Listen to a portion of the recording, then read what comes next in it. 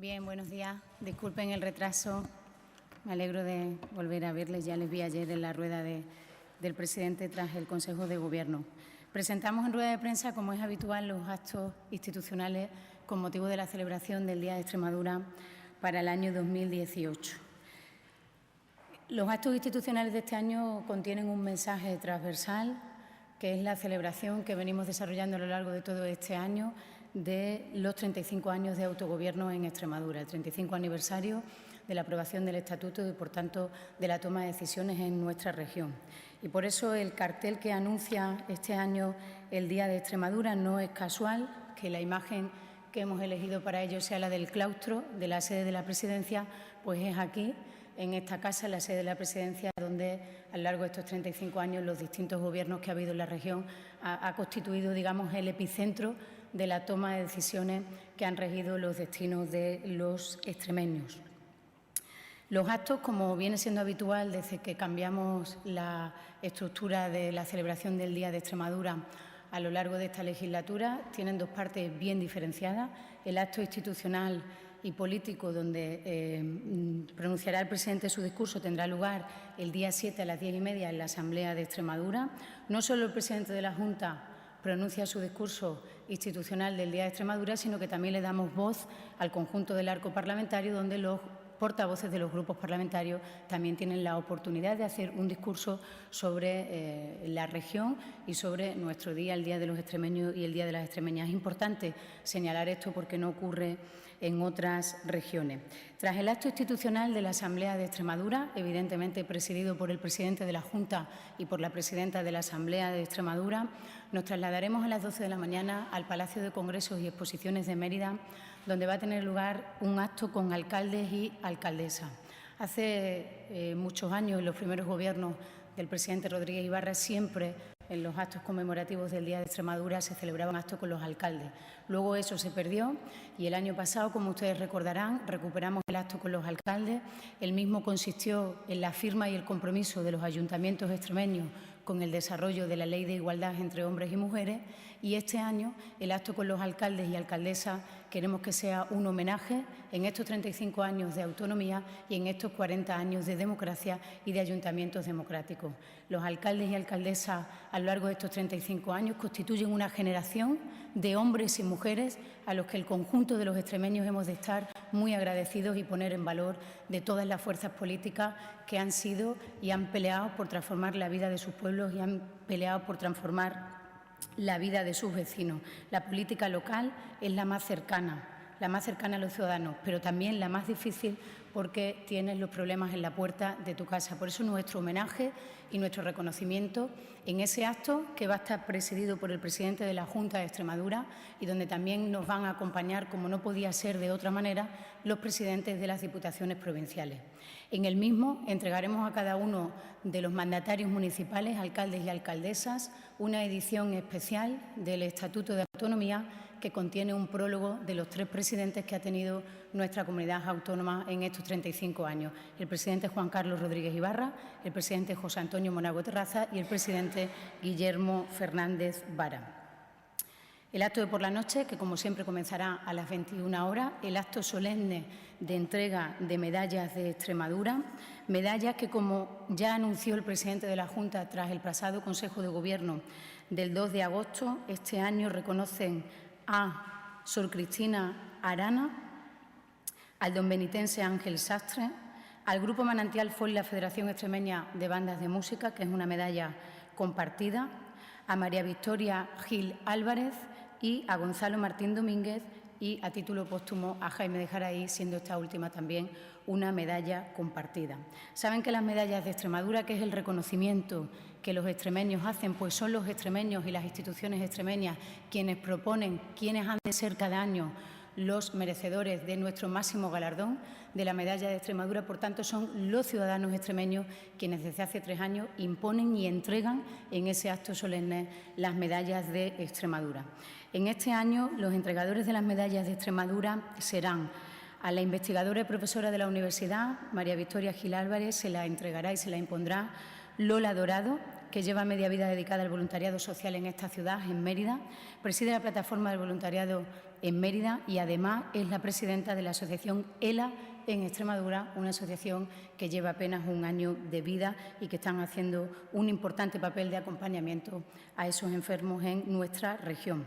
Al Grupo Manantial FOL y a la Federación Extremeña de Bandas de Música, siendo una medalla compartida, le hará entrega Raquel Cantero, que es una joven cantaora cacereña con una importante formación musical y humanística. Al donbenitense Ángel Sastre, a este joven y valiente periodista, le entregará la medalla Magdalena Gordo, que es la delegada de Mujeres en Zona de Conflicto de Extremadura, una ONG afincada también en Don Benito. Trabaja con mujeres en situación de riesgo o exclusión social, especialmente con víctimas de trata, explotación sexual, prostitución y violencia de género. A Gonzalo Martín Domínguez y Jaime de Jaraíz, a título póstumo, medalla también compartida, le hará entrega María Victoria Bazaga, presidenta de la Federación de Turismo de Extremadura, atendiendo al esfuerzo tan importante que los empresarios del sector del turismo están haciendo en nuestra región para tener cada vez un turismo de mayor calidad y para tener los excepcionales datos del turismo que esta región ha tenido en este último año, en el año 18. El presidente de la Junta de Extremadura entrega la medalla que otorga el presidente y el Consejo de Gobierno, en este caso a la hermana Sor Cristina Arana, que lleva toda una vida dedicada de entrega y de cuidado y atención a los más desfavorecidos en la ciudad de Badajoz. Si han tomado nota, que les veo tomando nota, habrán podido darse cuenta del detalle de que los entregadores son entregadoras. Y los entregadores son entregadoras porque hemos querido que sean entregadoras para así volver a despertar y volver a insistir en esa llamada a la sociedad extremeña de que debe haber más propuestas para la medalla de Extremadura que recaigan en mujeres. Mujeres que están en la música, mujeres que presiden asociaciones tan importantes como la del voluntariado, mujeres que están en la pelea por aquellos que son los más desfavorecidos, mujeres que presiden importantes organizaciones de sectores estratégicos de la economía como el turismo, en definitiva, las mujeres que aportan y mucho al progreso y al crecimiento y a la riqueza de nuestra comunidad autónoma. Otra de las novedades que pusimos en marcha en esta legislatura es la de pronunciar en el Teatro Romano el discurso ciudadano. El discurso ciudadano, que al principio yo sé que pudiera sonar o sonó en aquel primer verano del 15, que fue el primer día de Extremadura que este Gobierno tuvo que organizar, que sonó quizás raro, ¿no?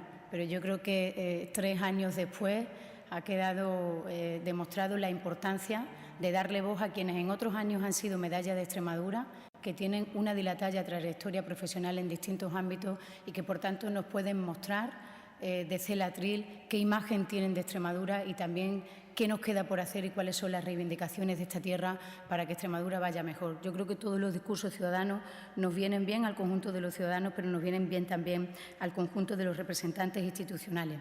Y así, tras los discursos ciudadanos pronunciados por María Ángeles Durán, nuestro querido y ya fallecido Reyes Abade, y Pepa Bueno, que fue el último del año pasado, este año pronunciará el discurso ciudadano el doctor don Enrique Moreno González. Aunque nacido en Madrid, Enrique es de Siruela, quiere a Siruela y quiere a Extremadura, y fue medalla de Extremadura en el año 2000. Es médico especializado en cirugía y trasplantes, licenciado por la Universidad Complutense de Madrid, es académico de la Real Academia Nacional de Medicina, ocupando el sillón número 8. Ha recibido multitud de premios y reconocimientos en nuestro país, como la propia medalla de Extremadura en el año 2000, el Premio Príncipe de Asturias de Investigación Científica y Técnica en el año 99 o la Medalla de Honor de la Real Academia de Medicina y Cirugía de Valladolid en el año 2009.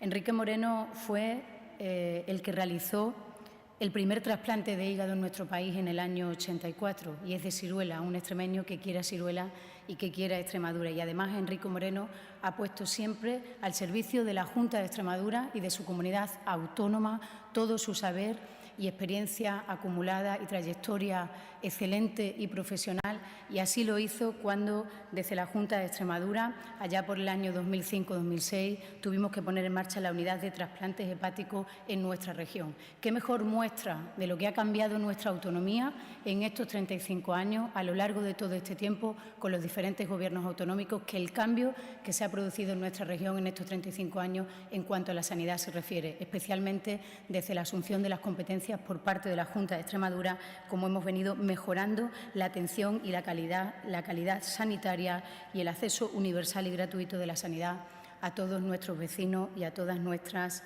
vecinas. Una vez que termine el discurso ciudadano, como es habitual, cerraremos esa parte más institucional del acto del Teatro Romano con la interpretación del himno de Extremadura. Este año lo haremos en su versión original, que también es importante, y lo haremos y lo harán el coro Amadeus In, que es un coro de niños y niñas de Puebla de la Calzada, a quienes les agradecemos su participación en el Día de Extremadura.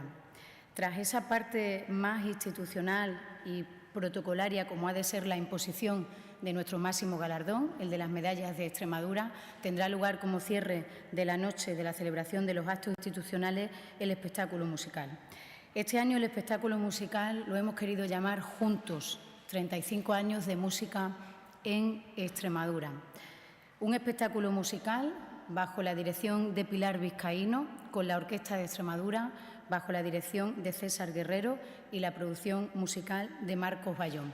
Un espectáculo musical que va a contar con la colaboración de Luis Pastor, J. Poz DJ, Duende Josele, Ceria Romero, Acetre, Familia Vargas, Mili Vizcaíno, Gecko Turner, Cira, Ama, Gene García, Chloe Ver, Raquel Sande, Carlos Masegosa, Pepe Rade, Luis Carlos Gómez y el coro Amadeus In. Además, estarán acompañados por la banda Manu Herrera, Álvaro Rodríguez, Rubén Rubio Corrales y Vicky González Gómez. Juntos, 35 años de música en Extremadura, un espectáculo bajo la dirección de Pilar Vizcaíno, a la que agradezco enormemente el trabajo que con tanto mimo y con tanto cariño ha hecho para poner encima del Teatro Romano de Mérida, en la escena del Teatro Romano de Mérida, a tantos artistas extremeños con los que hemos querido hacer un recorrido por la historia musical de los últimos 35 años en Extremadura. Y desde el veterano Luis Pastor a la joven Celia Romero, pues hemos querido hacer ese recorrido con un espectáculo en el que están trabajando todos los artistas bajo la dirección de Pilar Vizcaíno y, por supuesto, con nuestra Orquesta de Extremadura bajo la dirección de César Guerrero. Lo hemos preparado este año con mucho cariño por tener ese plus de la celebración de los 35 años y estamos convencidos que al público y a los ciudadanos les gustará y eso es lo que nosotros esperamos. Y ustedes que son periodistas dirán quién va a conducir toda esta gala de entrega de las medallas de Extremadura, que es nuestro día, el Día de los Extremeños y de las extremeñas. Estará conducido por dos periodistas veteranos de nuestra región. Y digo lo de veteranos como un plus, y entiéndanme los jóvenes periodistas que están aquí. Siempre que tenemos que preparar un evento de estas características, quienes estamos anotando en el papel cómo queremos hacerlo, siempre pensamos en periodistas jóvenes. Y en esta región también hay muchos periodistas veteranos, y qué mejor en este año, que celebramos los 35 años del autogobierno en nuestra región, que sea conducido por dos periodistas que estuvieron ya allí. Y estuvieron en el año 83 y han estado, por lo tanto, y tienen en su boli, en su libreta o hoy ya en su tablet todos los acontecimientos más importantes que han pasado por la historia de esta región. Ellos son Pura Caballero y Antonio Hidalgo, dos periodistas con larga trayectoria y dos periodistas de Televisión Española. ¿Por qué de Televisión Española? Pues porque la Televisión Española fue nuestra primera televisión. Nuestra primera televisión, donde pudimos ver las primeras cosas que pasaban en los pueblos de Extremadura, donde nos enterábamos de las primeras noticias a través del televisor. Fíjense, en el año 89, precisamente el 8 de septiembre, desde Trujillo, fue la primera emisión del ente territorial de Televisión Española. Por tanto, nuestro homenaje también al ente territorial, a la Televisión Española en Extremadura y a todos los periodistas que por allí han pasado y a todos los trabajadores. Y con esto me despido, como siempre, diciéndole que lo hemos preparado con mucho mimo, con mucho cariño, agradeciendo especialmente a todos los que han estado trabajando en el espectáculo musical. No es fácil coordinar y poner encima del Romano de Mérida a más de 100 artistas, entre Orquesta de Extremadura, Coro Amadeus y todos los cantantes y todos los músicos que antes les relataba.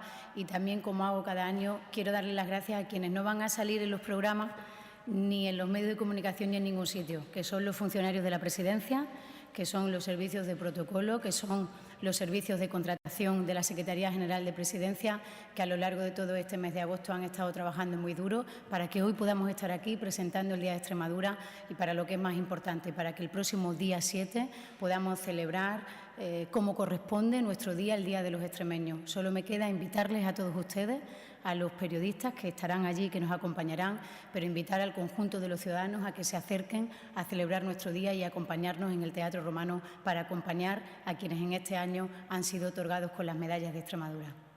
Estoy a disposición de sus preguntas de este o de cualquier otro asunto que quisieran hacerme. Gracias. ¿Una pregunta?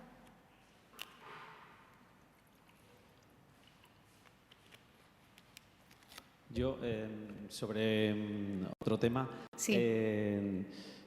sobre una agresión sexual que ha habido en Cáceres, se habla de que esos chavales estaban en un piso tutelado por la Junta o en un centro, no sé hasta qué punto eso es cierto o no, y un poco cuál es la posición de la Junta sobre ese asunto. No he contrastado ese extremo que me indica. En cualquier caso, sean no tutelados por la Junta, ya en estos 3 años me lo han oído decir más de una vez. Cuando de menores se trata, no creo que nosotros debamos hacer muchas manifestaciones en cuanto a las circunstancias concretas y a los hechos que se están investigando. A ese respecto, lo que tenemos que hacer es dejar trabajar a la Fiscalía de Menores, dejar trabajar a las Fuerzas y Cuerpos de Seguridad del Estado y dejar trabajar a quienes tienen que averiguar qué ha pasado ahí. La reflexión que sí debemos hacer los responsables políticos y que yo invito a que hagan también los medios de comunicación es qué puede estar pasando en nuestra sociedad, para que el mismo día que abrimos un periódico veamos eso y veamos también que un joven de 22 años, también extremeño, ha sido humillado por ser homosexual. Y esa es la reflexión que tenemos que hacer. ¿Qué tenemos que cambiar en nuestra sociedad? ¿Cómo se están invirtiendo los valores?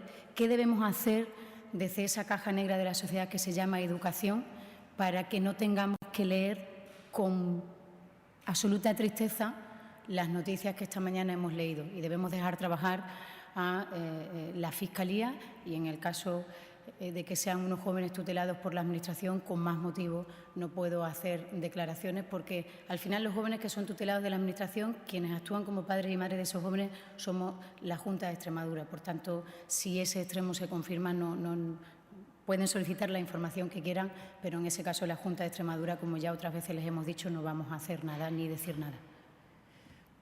¿Más cocina? El presidente del Partido Popular de Extremadura, José Antonio Monago, ha venido denunciando en las últimas horas, también lo va a hacer en la jornada de hoy, el estado de la parte de refrigeración del Hospital de Mérida. El aire acondicionado no funciona a temperaturas de más de 40 grados. Se ha quejado de eso y ha vertido críticas contra la Junta. ¿Qué tiene que decir a esas manifestaciones de Monago? Pero no sé si hoy ha ido con megáfono o a lo mejor hasta nos lo encontramos con un ventilador, porque dado el interés por parodiar la política, cualquier cosa nos podemos esperar. Mire, la sanidad es muy seria y quienes en estos días han estado en el hospital porque han tenido allí una persona enferma saben cómo nos tratan los profesionales del Hospital de Mérida. Y no se puede estar todo el tiempo bajo la mentira queriendo hacer oposición, porque para que un gobierno sea fuerte necesita que el líder de la oposición sea fuerte.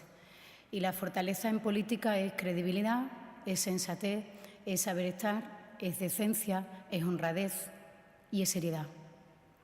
Entonces, ¿hay problemas en el Servicio Extremeño de Salud? ¿Cómo no los va a haber? Pero debemos de denunciarlo y fiscalizar la labor del Gobierno desde la verdad, no desde la mentira, porque quienes han estado retuiteando y compartiendo a través de las redes sociales fotografías del año pasado donde sí hubo un problema con la refrigeración, hombre, pues los medios de comunicación deben saber que este año no lo ha habido, como ya los diferentes responsables del Hospital de Mérida a lo largo de estas semanas de verano, donde se han vertido esas denuncias, han contestado diciendo que no es así. Y es tan sencillo como que los periodistas vayan a la puerta del Hospital de Mérida, entren y pregunten a cualquiera de sus gerentes o de sus responsables si hay algún problema con la refrigeración. ¿Que hoy nos vamos a ir a parodiar la política a la puerta del hospital? Pues muy bien, está en su derecho el señor Monago, pero la política es más seria, como ya dijo ayer, por otra parte, el presidente de la Junta. Sí, buenos días. Buenos ¿Alguna días. novedad sobre el incendio de Cabezuela del Valle? ¿Está ya totalmente controlado? Desde la última noticia que dimos ayer no ha manifestado nada más el Infue, por tanto, en lo que ayer dijimos, ahí se queda la información hasta que de nuevo los servicios del Infue nos digan otra cosa.